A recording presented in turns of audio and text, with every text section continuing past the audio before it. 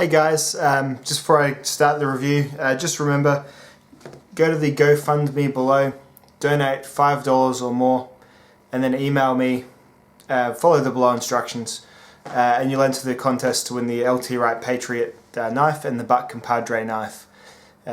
More info on the previous video. There is still a high chance of you winning that knife if you enter now. Good chances, good odds.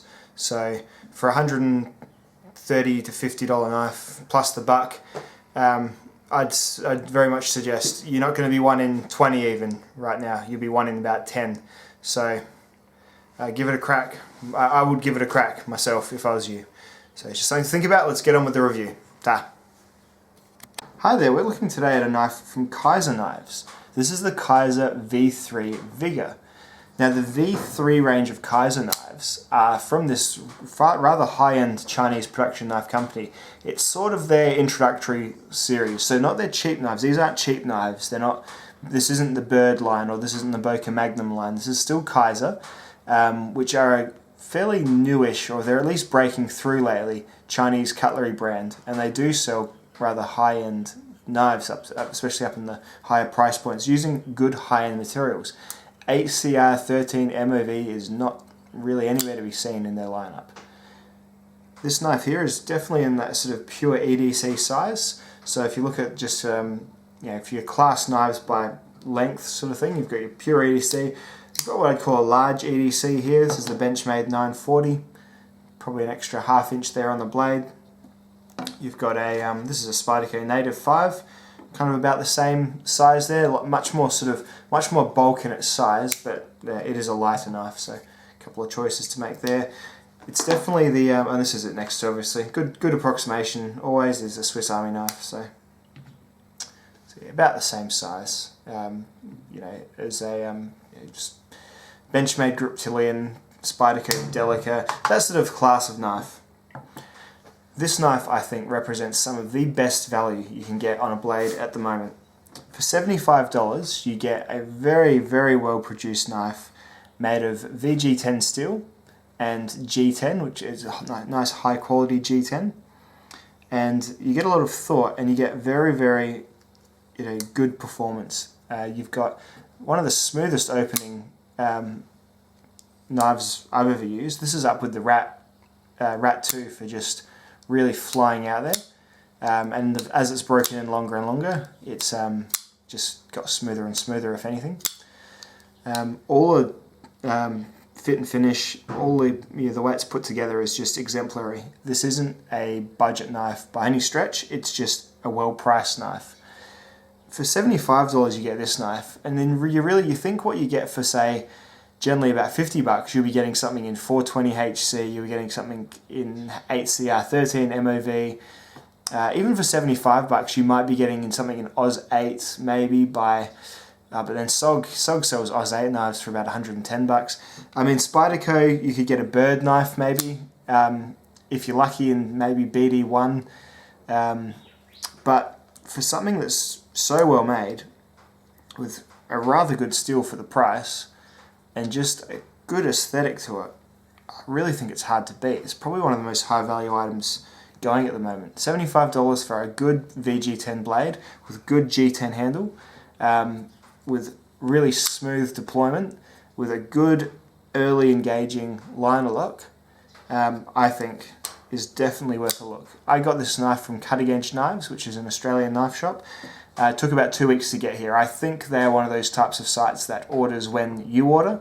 So, but there you go. That was fun, but that's just something to look into if you are going to use cutting edge knives. So just for specs, the blade length is bang on 3 inches. The handle length, it'd be just under 4 inches. So the blade and the handle are very, very evenly matched ratio-wise. The weight of the knife, it's heavier than the closest competitor I've got is the Spyderco Native. It's heavier than the Spyderco Native. The Spyderco Native is 68 grams.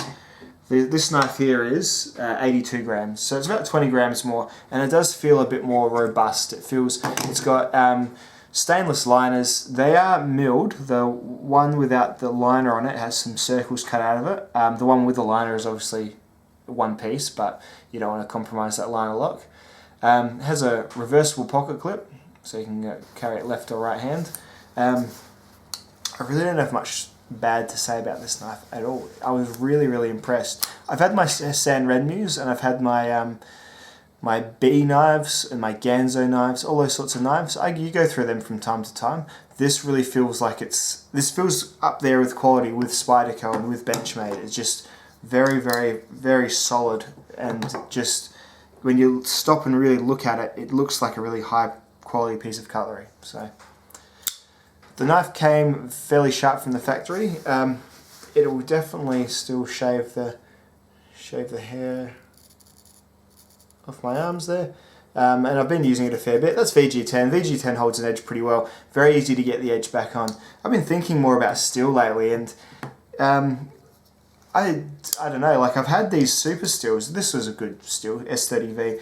This 110V, yeah, it's great and all, but I don't know, there's a line where you sort of stop and think, maybe as they get too hard to sharpen, it's worth sort of stepping back a bit and sharpening a little bit more. So VG10, S30V, those sorts of steels, I've actually been gravitating back more towards. And when you get something that's fun to use, that I think is this comfortable to use, for $75, you really don't have, like, it's almost the perfect knife. Like, rather than getting, you don't have to settle for a bottom of the barrel steel, like you don't have to settle for your 440 steels. Like Bokeh Plus sell 440A knives for this amount of money. Like, yeah, and they don't have the level of fit and finish that this one has. So I would just check out the Kizer range. This Vanguard series all seems to be VG10. When you get just normal Kizer, you get S35 VN. You get really high quality steels. You get titanium frame locks, that sort of stuff, for between $150 and $200. Things that Zero Tolerance would be charging $300 to $400 for. So I know it's China, but it's good China. It's China that obviously has a really good facility to manufacture knives. So the Kizer Vanguard V3 Vigor, definitely one to look into. I'll just fetch the packaging it comes in as well. Just a little bit special. Like it's nice to see a company just take a bit of pride. So it comes in this box. Obviously the knife sits there. You slide it out. Comes with a polishing cloth. Like, that's just cool. It's not all, and it's like a proper chamois polishing cloth. So it's just that little extra degree of thought that you don't often get. You get Chinese knife. Why do you get a Chinese knife usually, like a San Renmu? Just because maybe you want one for work, or you want one for your car, you want one you're not going to care too much about. It's just the next level up in Chinese manufacturing, I think, and in Chinese pocket knives. And in terms of what I think I've had before, like even my Leatherman Crater, that's about $56 by the time you get in, $20 less, and you're getting like nylon handles with rough edges. You're getting 420 HC, and that was a good knife, but this is just such a better knife for a fairly moderate, a barely moderate increase in price. Like $20 extra for this jump in quality, very cool.